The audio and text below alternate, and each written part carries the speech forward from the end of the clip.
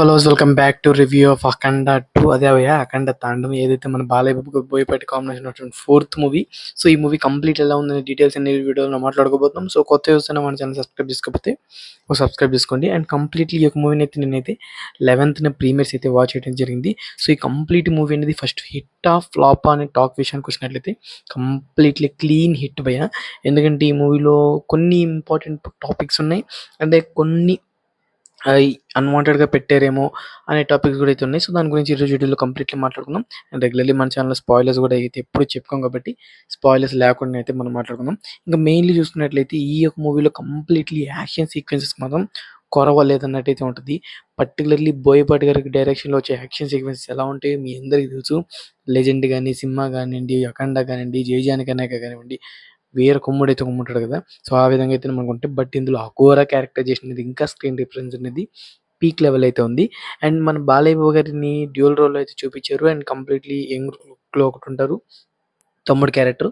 And అన్న క్యారెక్టర్‌లో ఏదైతే మన అఘోర క్యారెక్టర్ ఉందో, సో ఇద్దరిని చూపించారు. అండ్ ఇద్దరి స్క్రీన్ రిప్రజెంట్ కూడా బానే ఉంది. బట్ యంగ్ లుక్‌లో ఉన్న అఘోర క్యారెక్టర్‌ని కొంచెం డౌన్ చేసి చూపించారు. అంటే కొంచెం స్క్రీన్ మీద ఎక్కువ సేపు కనిపియకుండా కొంచెం సేపే కనిపించాడనిపించింది. మెజారిటీగా అఘోరా క్యారెక్టర్ ఏదైతే ఉంటదో, సో దాని మీద ఫోకస్ చేయడం జరిగింది. అదే మనం ఫస్ట్ పార్ట్‌లో చూసుకున్నట్టయితే ఫస్ట్ హాఫ్ అంతా ఒక క్యారెక్టరైజేషన్ ఉంటే, సెకండ్ హాఫ్ అంతా ఒక క్యారెక్టరైజేషన్ అనేది ఉంటుంది. బట్ ఇందులో అఘోరా క్యారెక్టరైజేషన్ కొంచెం ఇంపార్టెన్స్ అనేది ఎక్కువిచ్చారు. ఎందుకంటే వీళ్ళు ఒక పాయింట్ మీద మెయిన్‌లీ ఈ మూవీని స్టిక్ చేద్దాం అనుకున్నారు. ఒకటి, అవతల దేశాల వాళ్ళు మన దేశంలో ఉన్న వాళ్ళని పట్టుకోవడానికి మనలో ఉన్నటువంటి ధైర్యం ఏదైతే సనాతన ధర్మం ఉంటదో, సో దాన్ని చంపాలనుకుంటే ఆ దేవుడు అనే కాన్సెప్ట్ ఏదైతే ఉంటదో, సో దాన్ని నాశనం చేయాలని అనుకుంటారు. అంటే మనకున్న నమ్మకాన్ని పోగొట్టాలని చెప్పి వేరే దేశం వాళ్ళైతే ట్రై చేస్తుంటారు.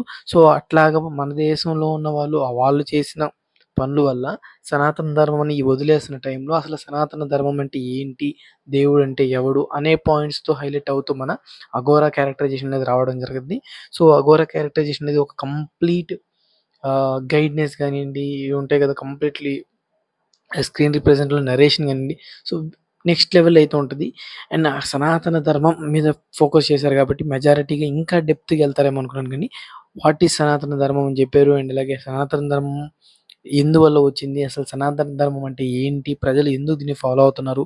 అండ్ ప్రీవియస్‌లీ మన పూర్వీకులు చేసినటువంటి కొన్ని బెస్ట్ అచీవ్‌మెంట్స్ గానియండి. సో, ఈ డీటెయిల్స్ అన్నీ కొన్ని డైలాగ్స్ రూపంలో మాట్లాడుతూ కన్వే అయ్యేటట్టయితే ఆడియన్స్‌కి చెప్పడం అనేది నిజంగా బోయపాటి గారికి హ్యాట్స్ ఆఫ్ అని చెప్పాలి. ఎందుకంటే చాలా వాటిలో ఇదొక ల్యాగ్ కంటెంట్‌గా అయితే తీసుకుంటారో ఆడియన్స్ ఎవరైతే మూవీ చూసేవాళ్ళు ఉంటారో. సో, బట్ ఒక డైలాగ్ ఫార్మాట్‌లో అయితే దీన్ని డెలివరీ చేయడం అనేది నిజంగా ప్లస్ పాయింట్ అని చెప్పుకోవాలి. ఇంకా అది కూడా మన బాలయ్య బాబు గారి రోరింగ్ వాయిస్‌తో. సో, పీక్ లెవెల్ అయితే థియేటర్ అయితే దద్దరిల్లిపోయింది. అండ్ కొన్ని షార్ట్స్ గానియండి, కొన్ని ఫైట్ సీక్వెన్సెస్ గానివ్వండి, డైలాగ్ డెలివరీ గానియండి, ఓవరాల్ ఈ బాలయ్య బాబు గారి స్క్రీన్ రిప్రజెంట్ మాత్రం పీక్ లెవెల్ అయితే ఉంది. ఇంక స్టోరీ వైస్ చూసుకున్నట్లయితే, స్టోరీ వైస్‌లో అయితే నాకు కంప్లీట్‌లీ పెద్ద స్టోరీగా అయితే కనిపియలేదు. సేమ్ ఇప్పుడు చెప్పా కదా! వేరే దేశస్తులు మన దేశాన్ని గుప్పెట్లో పెట్టుకోవాలనుకుంటే, సో, మన వీక్ పాయింట్ ఏదైతే ఉంటుందో సనాతన ధర్మం, దాన్ని చెడగొట్టాలనుకుంటారు. సో, దానికోసం ఒక ఎక్స్‌పెరిమెంట్ ట్రై చేస్తారు. అది నేను చెప్తే స్పాయిలర్ అయిపోద్ది కాబట్టి, సో, ఇక ట్రై చేస్తారు. మనోడొచ్చి కాపాడతాడు. సో, ఇదే స్టోరీ అయితే.